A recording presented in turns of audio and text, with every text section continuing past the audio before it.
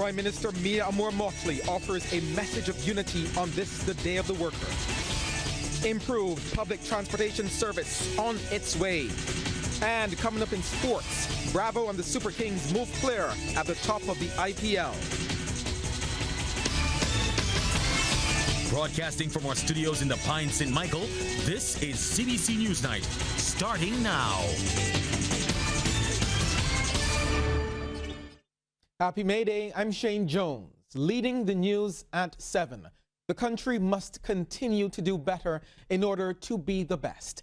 In a rallying speech which carried a reflective tone, Prime Minister Mia Motley used her May Day address to plead for unity among Barbadians to push the island forward. In a passionate speech, Prime Minister Mia Motley says that the country must work together. She says every single person has a strength within them that must be nurtured. Whether as a worker or whether as a leader, whether as a unionist or whether as a supervisor or manager, whether as a politician or as a constituent, we have to come to grips with the reality that there is power in each and every one of us. And if that power is not used and not nurtured, it will not be of any use to anybody. Ms. Motley says the basis for great governance is to work collectively. She tells Barbadians to judge her administration by its actions. The very first meeting of this government was with the Social Partnership of Barbados, because we recognize that labor and capital and the government and the executive must work collectively to take us out of the bowels from which we were languishing after a lost decade in this country. Prime Minister Motley believes that we must link political rights with human and social rights. We can be the best that we can be when we don't see our effort and we don't see our speech only in the context of politics or work or church, but see it as part and parcel of a development process about who we are as people.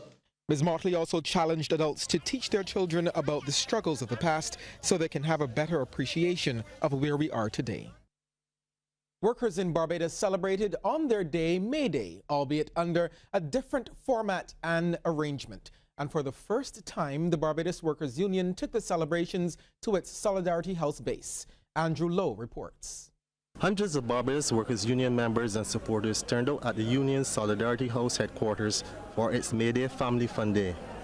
While there was no Labour March this year, some traditional elements such as the wreath-laying ceremony by Labour Minister Colin Jordan, BWU General Secretary Senator Tony Moore were retained.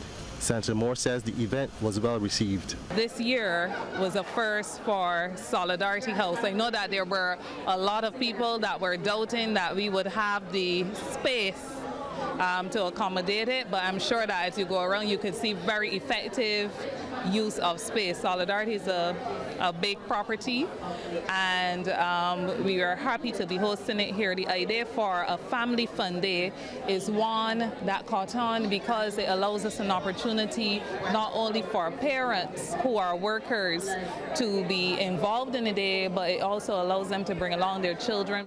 While the activities did not include the customary signing of a new social partnership protocol, Labour Minister Colin Jordan says the group has been working well. I really have a significant respect for the social partnership, and I'll tell you why. The Prime Minister has shared a lot of information with the social partners, and in some cases she has said, I'm sharing this with you in confidence. And that information I don't hear leaked to the press, I don't see it on social media. So whereas when the restructuring, when persons were being separated from the public service, you saw lists obviously put out on social media by wicked persons who had access to the information. When we shared information with the social partners, that information was not bandied around.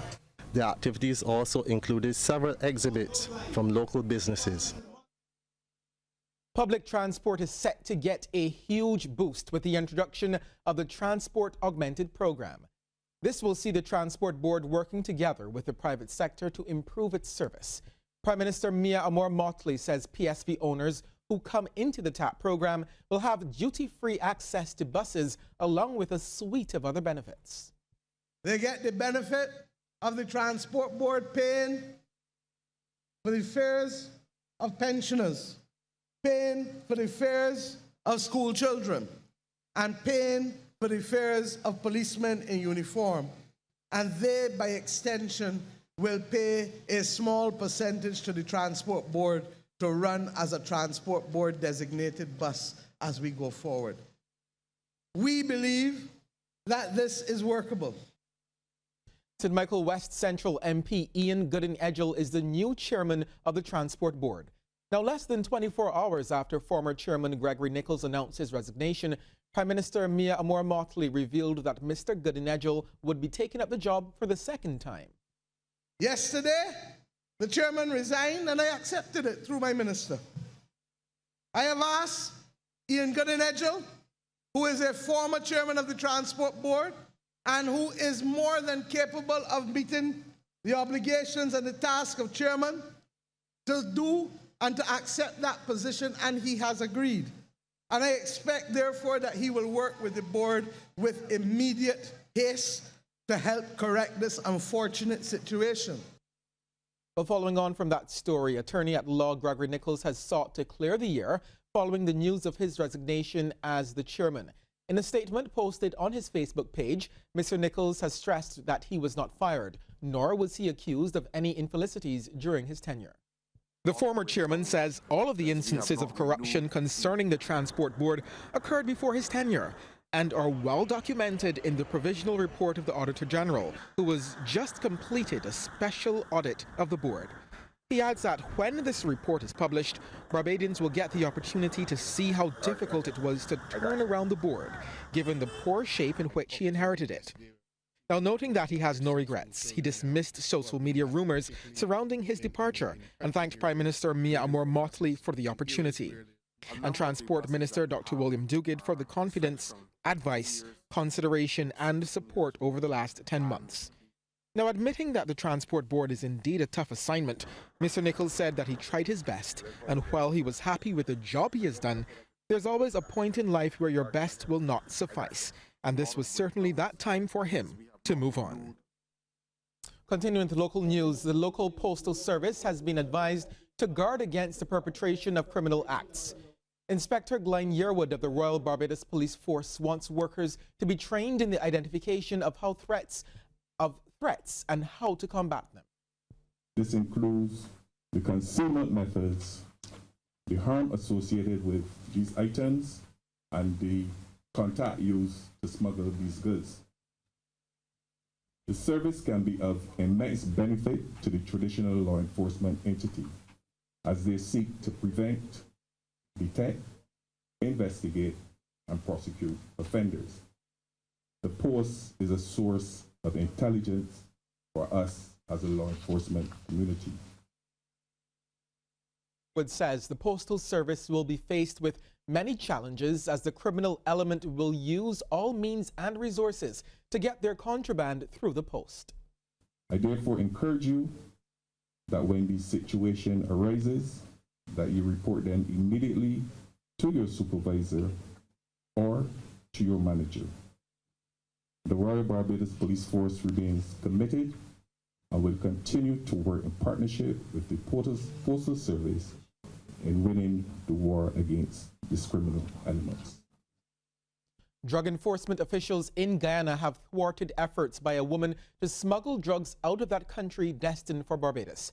The 55-year-old woman was busted at the Eugene F. Correa International Airport with over 7 pounds of cocaine. Reports are the woman was sitting in the departure area waiting to board a Liat flight destined for Barbados when she was intercepted by officers of the Customs Anti-Narcotics Unit. The cocaine was duct taped to each of her upper thighs. Democrats on Capitol Hill have demanded Attorney General William Barr's resignation. Another special counsel, Robert Mueller, has criticized Barr's actions. The Attorney General strongly defended his summary of the Mueller report and his conclusion President Trump did not obstruct justice during the Russia investigation. More in this CNN report.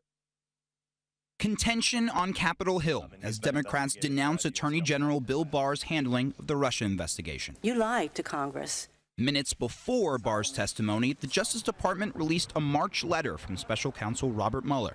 In it, Mueller says Barr's summary of the investigation and conclusion the president did not obstruct justice, quote, did not fully capture the context, nature, and substance of this office's work and conclusions. I decided to simply state what the bottom line conclusions were. Is there a crime or isn't there a crime? Was there an underlying crime here? No. Democrats pounced. If you received a letter from Bob Mueller a few days after your March 24th letter, it was clear he had some genuine concerns about what you had said and done to that point. Yeah, his concerns was he wanted more ads. I'm not trying to capture everything. I'm just trying to state the verdict. 2016. Republicans say the focus shouldn't be on Barr or the president, but on protecting future elections. My takeaway from this report is that we've got a lot of work to do to defend democracy against the Russians and other bad actors.